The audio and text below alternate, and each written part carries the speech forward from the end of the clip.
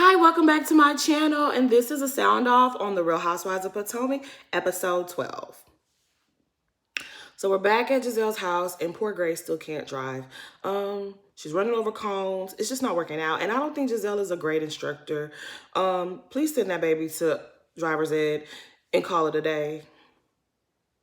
So she calls Robin, and she's going over the party plans because you know they're about to host their launch party for Reasonably Shady. And Giselle's still salty about some of the stuff that Karen had said about her home. So she's letting her know, like, yeah, Karen can't come inside my house. And neither can Wendy. And Robin is like, girl, what if they have to use a restroom? And she was like, yeah, there's a whole bunch of trees. They can pop a squat. Ain't no problem. And Robin is like, no, ma'am, we're not doing that. We're going to treat everybody the same. If she's coming to your house, then she's coming. If not, then there ain't going to be no party, not at your house. And Giselle's shady butt going to be like, oh, well, you know what? I shouldn't. You right. You right. You're right, Robin. I shouldn't be like that because, you know, Karen is old. She probably needs Depends. So I don't want to do that. Now, when she get your ass, I'm not going to feel bad for you, Giselle. So Karen's candle business is moving right along. Her publicist, Robin, stops by with the prototypes, and she's excited about that. And, you know, she mentions to her that her friend Wendy is also trying to launch a candle. And I didn't too much like how her publicist kind of threw a little shade at Wendy, calling her a teacher. She's a professor, okay? Somebody posted a clip of Karen from season 3 saying that she was going to do candles. So I guess this candle thing has been in the works for a while. But I think with Karen has learned to not tell these ladies anything, right? Because a lot of times you got to move in silence. And I think Karen has learned her lesson because when she told them about Ladom fragrance, those girls was getting on my nerves, and I'm not even caring.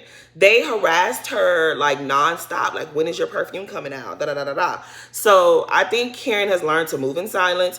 You guys will know when it's time to know. She's not sharing her, she ain't telling you her next move, and I'm with that. My only issue with Karen is I didn't like how you're asking Wendy all these questions but you're not being transparent. Like, she's being transparent and vulnerable with you, and you're not doing the same. That's the only thing that really rubbed me the wrong way with Karen and this whole candle thing. But, I mean, look, everybody can sell candles. It's no big deal.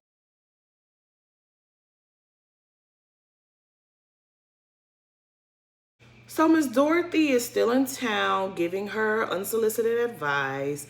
And Candace takes the time to ask her, like, you know, Wendy told me, you know, some of the conversations that was happening at the video shoot, what was said.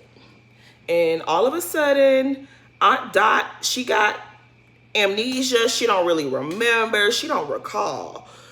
So now she really don't remember what she said, right? So Miss Dorothy gives me the type of lady, like, I think she been doing stuff like this for a very long time, right?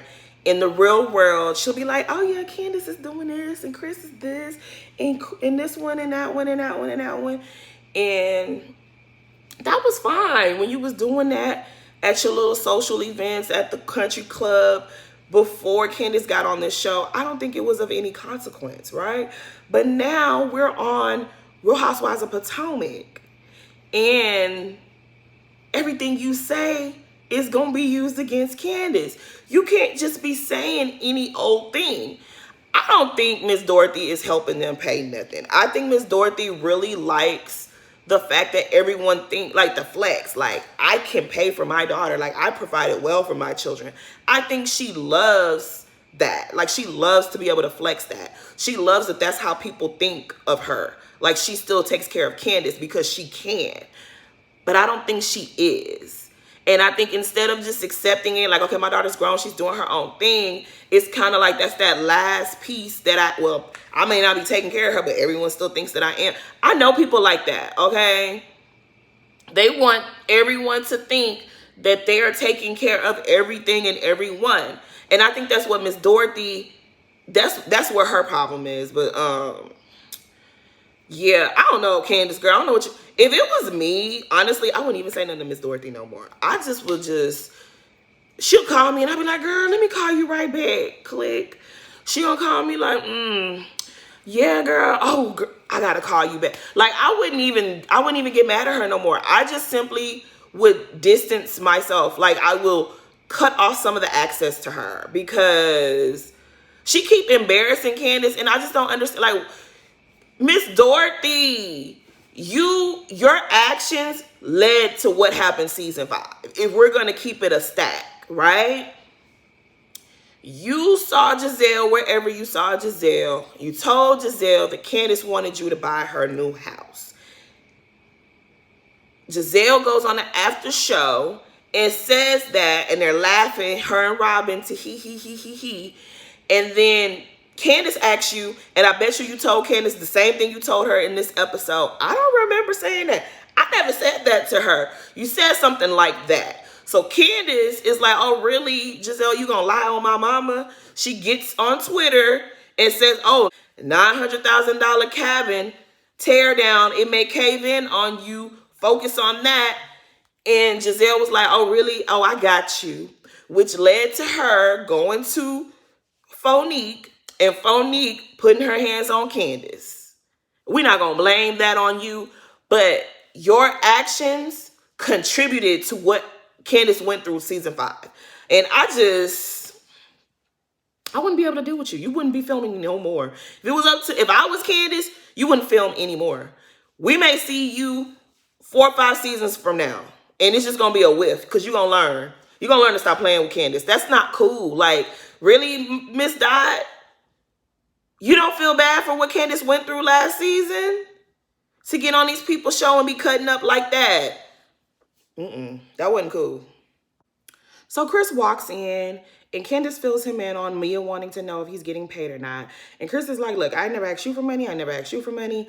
You've never paid a bill with my name on it. So what is we talking about? And Mama Dot is like, well, maybe it's because of the title. We just want to make sure ain't no problems down the line. And I get that, but I just feel like you could have said that to him. Like, you've been there for 9 days. You could have said that directly to Chris. We didn't need Mia coming up in here. And like Candace said, Mia, go crack some backs at Chiropractic Strippers LLC. Because we don't need you over here. You don't even know these people. Mia and her family link up with her mom for ice cream. And the kids seem real happy to see their grandma. It was a cute little moment. So like always, anytime Mia gets this woman in front of the camera, she gives her a public flogging.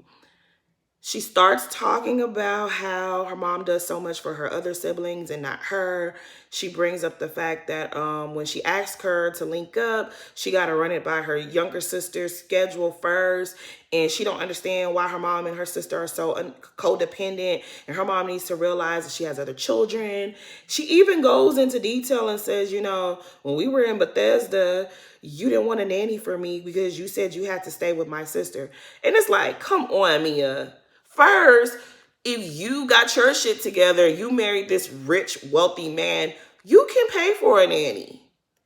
You taking your mom away from your sister who cannot afford childcare, and then taking it personal that your mom is like, I'm going to stay with my daughter who actually needs me. You can pay for help. You're going to hold that against your mom. You're going to call her out in front of her grandkids who seem to love their grandmother. Like, Mia, I can't do Mia. You want to protect her sobriety, but girl, that's not what you're doing. You keep bringing her on camera and trying to make her feel bad and shame her publicly. What's really good, Mia? Like, I get it that you need to express yourself and you should be able to freely speak to your mom, but in front of your kids and your husband, it's just like, girl, these are the problems that, like, this is going to lead to an issue. Every time your mom comes on this camera, you're publicly shaming her. Like, you got to cut that out. It's a bit too much. You need to chill on that. So Wendy invites Karen and Escala over to her house to pack up some school supplies to give to teachers in an effort to help them so that they don't have to spend money out of pocket on their students because they know that's a struggle. And I love that concept. I support that concept. But Wendy, stop playing in our face. You didn't have that many school supplies out there. You didn't need Escala and Karen to drive all the way to Baltimore or past Baltimore to help you pack those bags. You, Eddie, Cruz, and Carter, y'all could have knocked that out in a good 30 minutes and it would have been a wrap. You had them people drive almost 2 hours to your house for that. You tried it. I love the idea. Hopefully, you guys filming this will inspire some people to also donate and do the same and have some school supplies drive. Because them little supplies you had, thanks for the thought, but you did not need them to drive all the way to Baltimore to do that. You and Eddie could have done that. Talking about an assembly line. For what? You tried it. So Skylar brings up how Mia was being messy at Candace's video shoot. And she's lets her know, like, don't ever feel that comfortable to ask my mom a damn thing about my husband. Like, don't do that. And Karen's so fake. She's saying in her confessional, like, oh, well, Mia's just direct. No, there's no reason to be there. That's not what she was being. She was being messy. Like how Ashley, Giselle, and Robin pulled up to Great Falls and was all up in your shit, leaving pizzas outside your door to see if you really lived there. There's no being direct. Giselle asked, is he being paid? Candace said, he is not being paid. He's being paid in love. Finito. What other thing you need to go ask Miss Dorothy about this girl? You met this man one time. Why do you care how he's being paid if he's being paid? Karen, the way I used to love me some Karen. Karen, you have really disappointed me. So it's a day of the party and Giselle's setting up and her girls are getting her together like they always do. And it's so cute. It was just I used to do my mom the same way. So I'm so here for that. Like, they was like, Mom, close your mouth when you chew. Mom, stop eating all the food. It was too funny to me. They the only ones that can get Giselle together and it means something, right? So Robin gets there. All the other ladies start getting there one by one. And they're like, what the hell? This is a construction site. This lady really got us under this tent. Okay, everybody's playing along. Karen gets there and she was like, oh, is that a COVID testing site? What is this? Karen's a mess. So Karen makes sure to present her candle to Giselle specifically because she knows Bravo is going to want to air all her and Giselle's interactions. And girl, you're using that strategy to make sure that LaDame Candle gets all the screen time. We see you. Candace is late and Giselle just decides, look, we're going to start without her. And she lets everybody know that her and Robin have decided to do a podcast together. And it's under iHeart. So they got a nice little deal or whatever. And it's reasonably shady. And she's letting them know, like, this event right here almost didn't happen because me and her were disagreeing. And what were y'all disagreeing about, Giselle? Giselle was like, look, I had a list. Y'all couldn't enter my home. Some of y'all couldn't enter my home to use my restroom. So, of course, Wendy has to ask, like, who couldn't use your restroom? And she's like, you, Wendy, and you, Karen. Y'all can't use my restroom because y'all was talking bad at my house. Wendy's like, I really wasn't trying to come no way. And it just starts going back and forth. And Wendy's like, I really never said nothing about your house. And Giselle was like, yeah, you guys was talking shit about my house. Y'all was hating. And Wendy was like, hating on this? And they're in the middle of a construction site. So that was funny. Kudos to you, Wendy. And Karen was like, that was probably me that was talking about your house. So they take a little break and Karen pulls Mia aside and she gives her a heads up like, girl, they know what you did to with Mama Dot. It's probably going to come up or whatever. And they go back and sit down and Giselle and Robin are playing this game and everybody gets a paddle and one side says reasonably and the other side says shady. So they ask, is it reasonable or is it shady for, a friend to tell another friend that someone was talking about them behind their back? And they're pretty much talking about Candace's video shoot. Why did Wendy go tell Candace what Mia was doing? And as they're asking that, or as they're talking about that, Candace arrives and Candace is coming down the driveway like, ooh, what is this? Like, she's seeing the craziness, all the construction. It's probably a little steep or whatever. That was a little funny scene as she's approaching the tent and she catches some of the conversation. And they're like, yeah, girl, what's up? So we're talking about this. And the girls are pretty much getting on Wendy because it was like, Wendy, you didn't have to tell Candace in the middle of her video shoot. She had enough going on. Why would you tell her that? So Candace don't really have an issue with Wendy telling her what Mia said. She was like, yeah, she let me know. She felt like I needed to know, and she let me know. And everyone else is like, nah, she shouldn't have told her, including Mia. And so Wendy was like, well, girl, if you didn't like what you said, you shouldn't have said it. Don't be trying to backtrack now. The way I can't take Mia. But anyways, so Candace is like, since we're on the topic, why did you feel it was appropriate to ask my mom about my husband and if he's getting paid or not? So Mia's response is, well, I showed up to something and I wasn't greeted. There was no management. And I was expecting, so Candace is kind of like, they both talking at the same time. And Candace is like, you didn't have to come. You weren't being paid. Oh, well, I wanted to come, but I wanted to come to something that wasn't low budget. Candace like, your mom was low budget. And everybody's like, oh. And then she was like, oh, yes, your mama's low budget. Now, y'all know Candace is my girl. I don't really too much like the mama, the yo mama.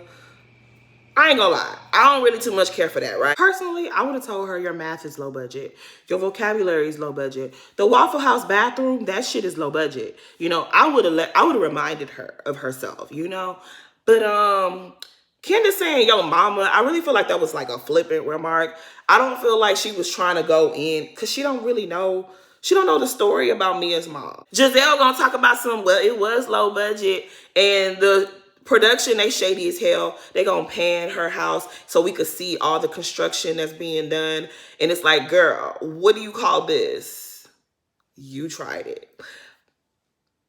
But anyways, I feel like this here. I think Mia and Giselle were expecting the red carpet treatment. They wanted people to meet them or greet them with the gift basket and give them their own director's chair and give them massages while they wait for Candace to show up.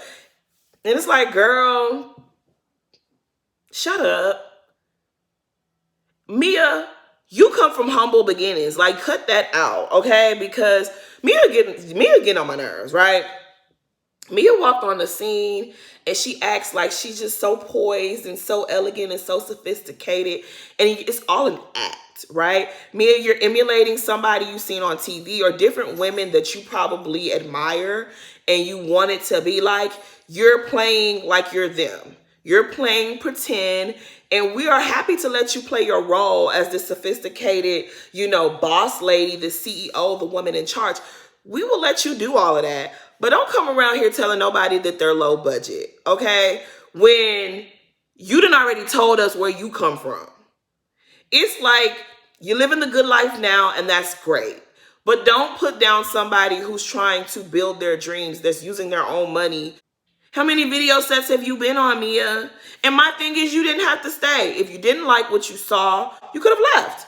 But you stayed around, and your reasoning for being messy, involving yourself in family issues, involving yourself in her husband's finances, asking her mom about her husband's employment status.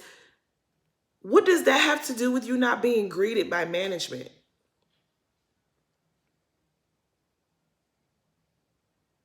I didn't like that. Like, I didn't like that at all. So you played messy with her husband and her mama, and she told you, yo mama. I really don't feel no kind of way about that, Mia. I just don't. And then she gonna post, she gonna make a post on Instagram with her sisters talking about don't mess with the family. Mia, you're the one messing with your family. You're the one who get on here every Sunday night and disparage your mom and talk about your mom and your sister are codependent and you have your shit together, which is implying that your sister don't have hers together. Like, girl, don't flip the script now because you want some assistance. No, you are the one who gets on TV every Sunday and talk bad about your mom and your sister. Try again. So it's a whole bunch of chatter. Everybody's saying what they want to say. And then Ashley with her smart self, and she's like, well, if you discussed it with the group, why is it a problem that Mia brings it up? And so Candace was like, were you there, beloved? No. And she's like, well, if I would have wasted my time, no one invited you, Ashley. Ashley, you weren't invited, so you don't have to worry. You wouldn't have wasted your time because you were not invited. You wouldn't have known where to show up. You wouldn't have been there. And when you would have got there, Candace would have been like, good night. We don't need you. You were not asked to be here. So why you would try to chime in on Candace when you know Candace has a read. Her reads stay on ready for you, Ashley. I don't know why you would try her. You should have just sat there and ate your charcuterie. Giselle calls herself snitching on Karen, and she was like, yeah, she was talking to your mama too. And so Wendy's like, why would you tell on Karen and not tell about yourself? Tell what you did. And she said, yeah, I was asking her questions. I was talking to her too. And so Candace is like, y'all was all talking to my mama? Well, yeah, we kind of were. And my whole thing is Giselle was out of line for what she said to Miss Dot. But I'm not mad at Giselle only because Giselle said it to Candace's face when they were in Williamsburg, right? When the conversation was being had, Giselle asked, like, is he being paid? And Candace said, no, he's not. He's being paid in love. And to me, asked and answered, like, move on. Let's get to something else. So her being shady with Miss Dorothy, I'm not even really mad at that. Because Mia, if you had something to say, you should have said something at the dinner in Williamsburg. Or don't talk about it at all. Or call Candace up and say, Candace, this girl, I was thinking about this girl. You sure? Blah, blah, blah, blah, blah. You should have explained yourself to Candace. You going to Miss Dot, that was too much. So now they're asking if it's reasonable or is it shady for your friends to call you drunk in the afternoon and tell you how they feel about you. And they're talking about Karen because apparently Karen gets drunk and she starts spilling her tea and she starts letting people know how she feels about them.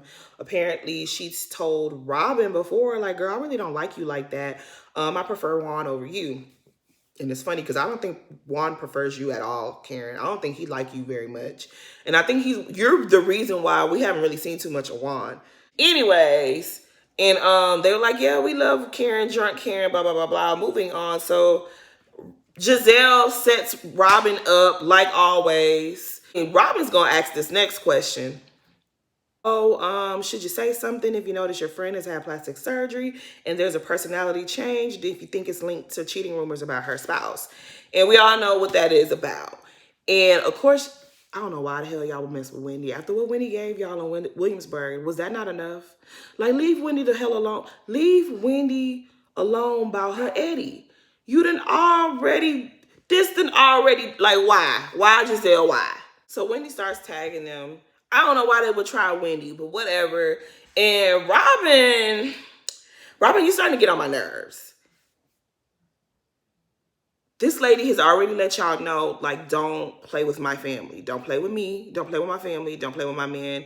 You already know what the results are going to be. I get that you guys on a reality TV show. If it's in the blogs, it's going to be talked about. But it's already been talked about. We've already spent enough time talking about this whole... her plastic. We've talked about this. Like, let it the fuck go. And if you're gonna bring it up, expect her to go off on y'all and make you feel just as bad as she's feeling. She's gonna make you feel bad too. If you don't want her to make you feel bad, then shut the fuck up and leave her alone. Don't bring up her man. Leave her man alone. If you see Eddie in these streets, you keep walking. You put your head down and you just keep going. Leave Wendy and her man alone. She done told y'all don't play with her man. She's not Candace. She's gonna slap one of y'all real quick. Quit playing with her. And I'm not gonna feel bad. So Giselle's getting upset and she was like, Wendy, you can leave. And Candace comes and sits next to Wendy to try to calm her down. And while Candace is doing that, Ascala is like, she bringing home the point. Like, y'all can't expect her not to be upset. It was not called for. Y'all didn't need to bring that up. And Messy Mia chimes in and was like, oh, she's the mediator. Skylar was like, bitch, shut your ass up. Shut your whole ass up. Ain't nobody talking to you. I just cannot do Mia. Like, Mia, go away. Like, go away, Mia. Make her the friend of the show. And so Mia's like, oh, only insecure people call people hoes. And so Candace, I guess, catches that slug. And she was like, oh, now I'm insecure. First I'm low budget, now I'm insecure. And she said, are you projecting? Are you projecting, Mia? Are you a projector? This episode was funny. Like, this episode was funny. Wendy, you was on point. Candace was on point. Karen was drunk and she was giving us some funny moments. And she was loopy as hell. A scholar. I'm glad you told that beast to shut the fuck up. I'm glad you told that heifer to shut up, because we don't want to hear nothing. She don't never say nothing worth listening to anyways. So Karen starts telling everybody, shut up. She starts yelling, and she's like, I just want to know, is Wendy inviting everybody on the girls' trip? But it's a couples trip. And Wendy's like, yeah, well, okay. Hopefully, I was thinking we should take a couples trip because we need it or what have you. And she's like, my man gonna be there, her man gonna be there, your man gonna be there, your man gonna be there. I don't know what's going on with you, Robin. And Giselle, you could bring her luggage. And it was funny. It was funny. It would have been funnier if she hadn't already rehearsed it. But girl, I'm gonna let you make it because you was on point you was on point this episode, okay? I can't say none of your reads was corny. You did really good this episode. Giselle is like, her face was stuck, like, my luggage. So I don't think Giselle gonna be coming to this trip, but we gonna see. Everybody starts to disperse, and Giselle decides to give Candace and Escala a tour of her closet and her west wing, but her front door is under construction. So they got to go around the back. And when they get around the back, I don't know who lived in that house. I don't know who made that. I don't know what was going on with that house before Giselle got it. But I'm sure there's some interesting stories about that property, and maybe we don't need to know them. I don't know. But she has this staircase. I hate me a winding staircase. That shit creeps me out. I hate those. I don't like them. But whatever. It's just random and it leads to nowhere. And I believe that I was thinking maybe it was like a deck or something. Maybe it led to a deck. But I don't remember the house being two-story. I don't know what's going on in that damn house, okay? As they're going down the footpath, Escala's better judgment kicks in and was like, bad idea. Bad idea. You know what? Just send me a video of the closet, and that's gonna be enough for me. Okay, that will suffice, because yeah, I'm not doing this. I don't blame you, Escala. Go back where it's safe. So Giselle and Candace, they have a cute little moment. She's showing her the house, and Candace is hyping her up like, yes, texture, yes. Oh, I like this. This is nice. Like, that's what friends do, and I'm here for it, right? And then I guess the other women are trying to leave, and they realize they can't leave. So they're like, Candace is the last one here. That's her car. We got to get her to move. And so they call Candace, like, girl, can you come move your car? And Grace volunteers to move her car. Bad idea. So Candace gives her keys, and she's like, Grace, I trust you now. You're not going to tear up my car, right? And she was like, no. And I just don't understand why Giselle didn't snatch them keys from Candace and say, no, ma'am, Grace can't drive your car. Like, why you didn't just say, I don't think that's the best idea. Get Robin to move the car. Ask Robin or ask one of the producers to move the car. Like, Giselle, you a shady bitch. Giselle, why you did... Now, I understand you have to support the kiddos. You have to uplift them. You have to encourage the kiddos. And she didn't want to hurt her little girl's feelings. But the way I would have snatched them keys out of Candace's hand and said, Grace, give the keys to an adult. Give the keys to Robin or one of the producers to move Candace's car. You're not quite ready for Candace's car. That's what I would have said. But she gives her the keys. Candace trusts her. Child, Robin, she asked Robin to sit in the car with her. Child, should have messed up Candace's wheels. I watched the after show, and the after show, Robin said she knew that Grace had messed something up, but she tried to pretend like she didn't know what had happened. And Grace knew what happened, and so did Robin. And after everybody left, apparently, production mentioned something about her messing up the car. And Giselle said she was panicking, like, oh my God, what happened? So she go find Grace, and Grace is in her room crying her eyes out, like, oh my God, Candace is gonna hate me. She's never gonna talk to me again. And I thought that was like, oh, made me sad. I was like, oh, I love Giselle as a mom, because, But anyways, and so she was like, Grace was crying her eyes out. And so she was like, oh my God, I'm gonna have to buy her a car. Like, what happened? And Robin was like, it's my fault. I shouldn't have never let it happen. Da da da da. And then she was like, but Candace was a good sport about it. And Candace was like, look, I like to encourage young girls. You know, I don't want to make her feel bad. And Candace is, so this is why I like my girl Candace. Y'all can hate on her if y'all want to. And Candace was like, she told her girl, it's no problem. Don't worry about it. You know, you don't got to pay me nothing. You know, she was like, this is a new car. She said, by the time I'm done with it, it's going to have a whole lot of more damage done to it. Don't worry about it, Grace. And I thought that was really sweet. Because, you know, with young girls, you can't, young people, period, right? You can't break their spirit. You know, things happen and it sticks with them. So I'm glad that Candace, like, didn't freak out and get mad at Giselle, or, you know, it wasn't like a big disaster. Because I was, like, watching it and I was like, Grace, ooh, this is bad.